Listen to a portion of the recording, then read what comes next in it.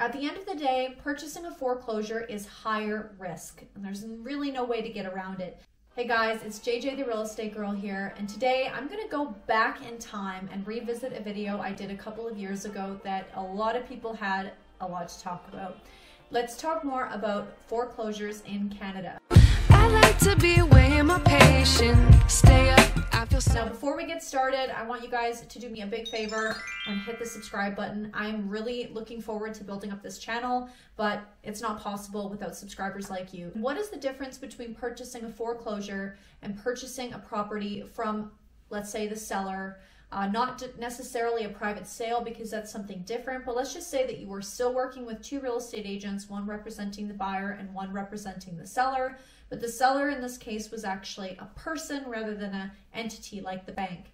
Well, there are some really big differences. One of the biggest differences that is actually to the buyer's benefit is that when you're purchasing a foreclosure, the bank often leaves a lot of things to be seen. When you make an offer on a foreclosure, you're often required to sign something called a Schedule A. The Schedule A is a document that's written up by the bank that basically states, we make no warranties and representations. We don't know if there's anything majorly wrong with the property. We're washing our hands clean of it, in a nutshell, okay? So your buyer beware in this case. You are purchasing a property unknown. Even if you get an inspection, there are going to be so many things, so much history about the property that you're not going to have access to purchasing it as a foreclosure. When you're purchasing from a seller, you might get some of the background history. You might learn that, well, they replaced the sewer pump or the sewer drain a couple of years ago. They replaced the sump pump. They had some water issues in a part of the basement. And you don't know. There's so many host of problems, especially when purchasing older properties in Canada. And it's great to have those disclosures. So it's a real benefit working with a direct seller as opposed to a bank when it comes to purchasing these types of properties.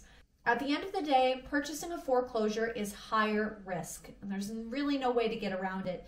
If you are really well versed in the housing industry, perhaps you have a background in construction, or you've got a lot of family and friends who are going to be able to support you, it doesn't go to say that it's not going to be a great opportunity for you, but you have to be prepared that there are going to be risks associated with any real estate purchase, regardless of a brand new home or the oldest house on the block. Definitely buying a foreclosure is a higher risk than some other properties. Have changes to interest rates impacted the ability of people being able to purchase foreclosures? If you require financing, changes to the interest rates definitely do impact you. So my advice would be is that if you have not spoken to your mortgage professional in the last couple of months, it might be a good time to do so if you're thinking about purchasing a property within the next 90 to 120 days. And often people who previously could afford a home of a certain price can no longer afford it because the monthly payments are going to go up as the nature of interest rates increasing. So that's something that you definitely want to take a look at.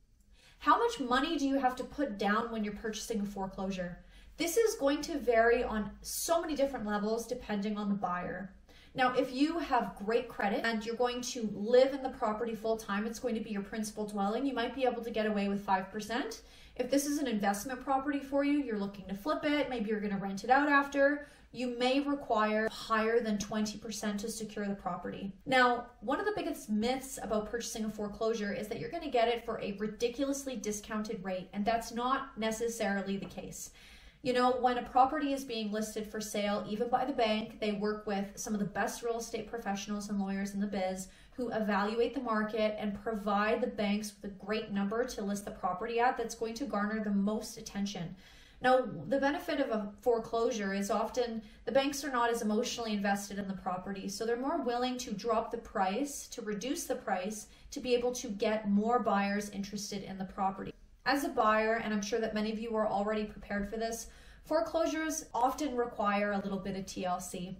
When people go into foreclosure, it's not uncommon for them to put holes in the walls, run the sinks and the taps so that water goes everywhere, even remove the cabinetry and the doors. I have seen some pretty severe damage from foreclosures on the way out. Now, this is, of course, not always the case, but if you're looking for that perfect foreclosure and that perfect location with that perfect price, let me know when you find it, because I haven't seen it yet.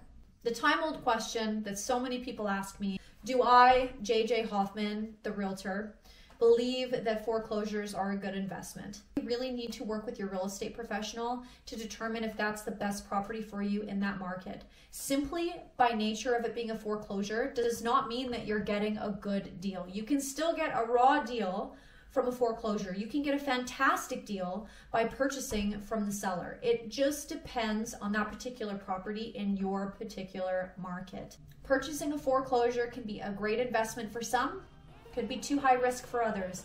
I want to know what your thoughts are. Please put in the comments below if you've purchased a foreclosure or if you are thinking about purchasing one in the future, and let us know why.